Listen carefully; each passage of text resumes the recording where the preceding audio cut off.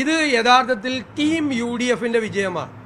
9 വർഷക്കാലമായി അധികാരത്തിലിരിക്കുന്ന പിണറായി സർക്കാരിനെ ജനങ്ങളുടെ മനസാക്ഷിയുടെ കോടതിയിൽ വിചാരണ ചെയ്യുന്ന തെരഞ്ഞെടുപ്പാണിതെന്നാണ് UDF നേരത്തെ പ്രഖ്യാപിച്ചത്. ജനങ്ങൾ അവരെ അവരുടെ മനസാക്ഷിയുടെ കോടതിയിൽ വിചാരണ ചെയ്ത് കഴിഞ്ഞ പ്രാവശ്യം 2700 വോട്ടിനാണ് ഞങ്ങൾക്ക് ആ സീറ്റ് നഷ്ടപ്പെട്ടത്.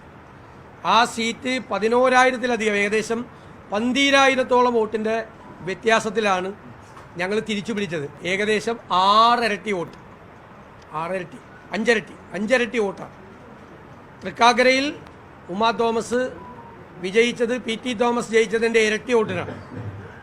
പുതുപ്പള്ളിയിൽ ഉമ്മൻചാണ്ടി സാർ ജയിച്ചതിൻ്റെ 4 ഇരട്ടി വോട്ടിനാണ്, 37,000 വോട്ടിനാണ് ചാണ്ടി ഉമ്മൻ ജയിച്ചത്. പാലക്കാട് ഷാഫി പറമ്പിൽ ജയിച്ചതിൻ്റെ 4-5 ഇരട്ടി വോട്ടിനാണ് രാഹുൽ മാങ്കൂട്ടത്തിൽ വിജയിച്ചത്.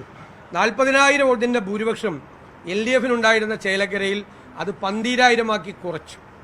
ഞാൻ പറഞ്ഞല്ലോ, ഞങ്ങളുടെ പൊളിറ്റിക്കൽ വോട്ട് അതുപോലെ തന്നെ ഞങ്ങൾക്കുണ്ട്.